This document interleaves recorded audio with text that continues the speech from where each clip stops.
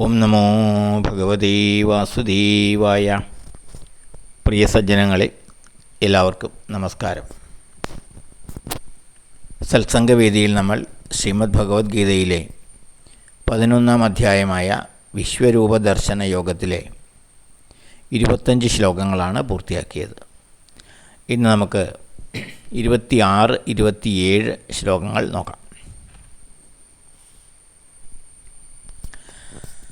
അമീചത്വാം ധൃതരാഷ്ട്രസ്യ പുത്രാ survey സഹൈവാവനീബാലസംഘൈർ ഭീഷ്മോ ദ്രോണസൂതപുത്രസ്തഥാസൗ സഹാസ്മദീയൈരപി യോധമുഖ്യൈർ വക്ത്രാണി തേ ത്വരമാണാ വിശന്തി ദംഷ്ട്രാകരാളാനി ഭയാനകാനി കേചിദ്വിലഗ്നാ ദശനാന്തരേഷു സംദൃശ്യന്തേ ചൂർണിതൈരുത്തമാംഗൈർ.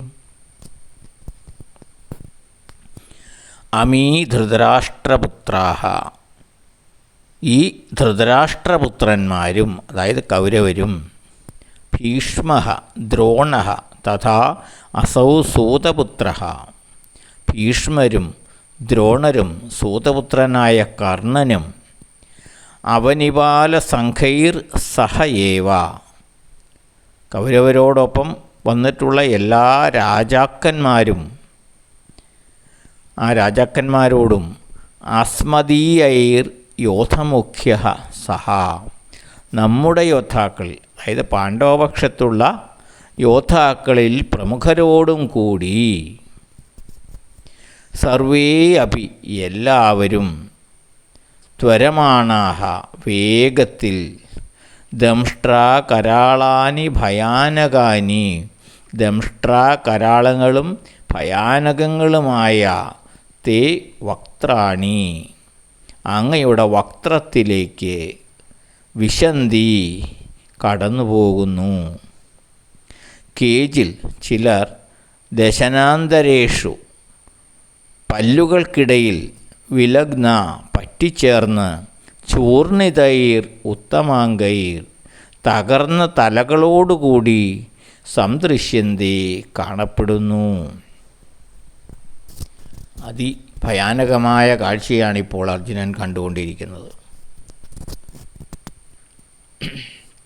ഈ ധൃതരാഷ്ട്രപുത്രന്മാർ മുഴുവനും, കൗരവർ മുഴുവനും, ഭീഷ്മരും ദ്രോണരും സൂതപുത്രനായ കർണനും, എല്ലാ രാജാക്കന്മാരും, അതായത് കൗരവപക്ഷത്ത് യുദ്ധം ചെയ്യാനായി നിരന്ന സകല രാജാക്കന്മാരും, പാണ്ഡവപക്ഷത്ത് തന്നെയുള്ള പ്രമുഖരായ സേനാനായകന്മാരും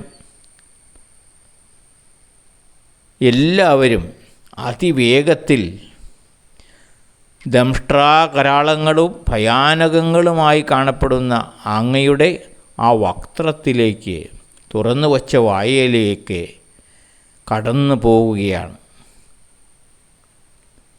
ചിലരാകട്ടെ ആ വിരാട് രൂപത്തിൻ്റെ പല്ലുകൾക്കിടയിൽ പെട്ട് തകർന്ന തലകളോടുകൂടി കാണപ്പെടുന്നു. അവരുടെ തലകളെല്ലാം തകർന്ന് കാണപ്പെടുന്നു. ഇങ്ങനെയുള്ള ഭീകരമായ രംഗമാണ് കാണുന്നത്. ധൃതരാഷ്ട്രപുത്രന്മാരെല്ലാവരും, അവരെ സഹായിക്കാനെത്തിയിരിക്കുന്ന രാജാക്കന്മാരും, ഭീഷ്മര് ദ്രോണര് കർണൻ എന്നിവരും, പാണ്ഡവപക്ഷത്തെ യോദ്ധാക്കളിൽ പ്രമുഖരും എല്ലാം ആ വിരാട് രൂപത്തിൽ നിൽക്കുന്ന ആ ഭഗവാന്റെ, ആ രൂപത്തിൻ്റെ ഭീകരമായ വായ്ക്കുള്ളിലേക്ക് അതിവേഗത്തിൽ കടന്നു പോകുന്നതായിട്ടാണ് അർജുനൻ കാണുന്നത്. ചിലരാകട്ടെ ആ വിരാട് രൂപത്തിൻ്റെ ദംഷ്ട്രങ്ങൾക്കിടയിൽപ്പെട്ട് ശിരസ്സുകൾ ചതഞ്ഞരഞ്ഞ് അപ്രകാരത്തിലും കാണപ്പെടുന്നു.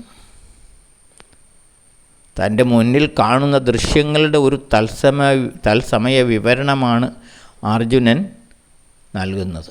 എത്ര ഭീകരമായ കാഴ്ചയാണ് താൻ കാണുന്നത്. അതിൽ നിന്ന് എന്താണ് അർജുനൻ മനസ്സിലാക്കുന്നത്? ആരൊക്കെയാണോ താൻ മൂലം വധിക്കപ്പെടും എന്നോർത്ത് അർജുനൻ ദുഃഖിച്ചിരുന്നത്, അവരെല്ലാം തന്നെ ഇല്ലാതാകുന്നതാണ് അർജുനൻ കാണുന്നത്.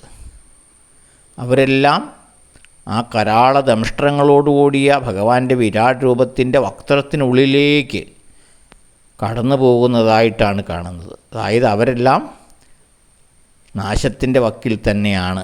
അവരുടെ എല്ലാം വിധി നിർണയിക്കപ്പെട്ട് കഴിഞ്ഞിരിക്കുന്നു. അപ്പോൾ അവരുടെ എല്ലാം നാശം മുൻപേ നിശ്ചയിക്കപ്പെട്ടതാണെന്നും തനിക്ക് ഇതിലൊരു പങ്കും ഇനി ചെയ്യാനില്ലെന്നും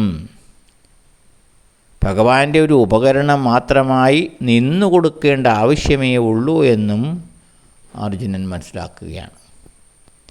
താൻ ഇവരെയൊക്കെ വധിക്കേണ്ടി വരുമല്ലോ എന്നോർത്താണ്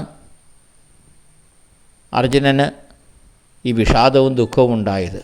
അപ്പോൾ ഈ കാഴ്ചകളിൽ നിന്ന് അർജുനൻ കാണുന്നു, ഇതെല്ലാം നേരത്തെ നിശ്ചയിക്കപ്പെട്ട് കഴിഞ്ഞിരിക്കുന്നു. അവരുടെ എല്ലാം നാശം നിശ്ചയിക്കപ്പെട്ട് കഴിഞ്ഞിരിക്കുന്നു. താൻ ഒന്നും ചെയ്തില്ലെങ്കിലും ഇതെല്ലാം സംഭവിക്കും. പിന്നെയോ ഭഗവാന്റെ നിർദ്ദേശമനുസരിച്ച്, ഉപദേശമനുസരിച്ച് വെറും ഒരു ഉപകരണമായി നിന്നു കൊടുക്കേണ്ട കാര്യമേ തനിക്കുള്ളൂ. അതാണ് തന്നിൽ നിക്ഷിപ്തമായ കർത്തവ്യം. ഈ ധർമ്മയുദ്ധത്തിൽ ഒരു നല്ല ഉപകരണമായി മാറുക. താനല്ലെങ്കിൽ മറ്റൊരു ഉപകരണം വഴി ഭഗവാൻ ഈ ക്രിയകളെല്ലാം ധർമ്മപുനഃസ്ഥാപനം നടത്തും. അപ്പോൾ അതിൽ താനൊരു നല്ല ഉപകരണമായി മാറുക മാത്രമേ വേണ്ടൂ എന്നുള്ളത് അർജുനൻ ഈ കാഴ്ചയോടുകൂടി മനസ്സിലാക്കുകയാണ്. ഇവരെ ഒന്നും താൻ വധിക്കുന്നുവെന്നോ താൻ മൂലം വധിക്കപ്പെടുന്നുവെന്നുള്ള ഭയമൊന്നും ആവശ്യമില്ല എന്ന് അർജുനൻ മനസ്സിലാക്കുകയാണ് ഈ ദൃശ്യത്തിലൂടെ. അതാണ് ഈ ശ്ലോകത്തിൽ പറയുന്നത്. അപ്പോൾ അടുത്ത ശ്ലോകം നമുക്ക് അടുത്ത ദിവസം നോക്കാം. എല്ലാവർക്കും നന്ദി, നമസ്കാരം. ഓം നമോ ഭഗവതേ വാസുദേവായ.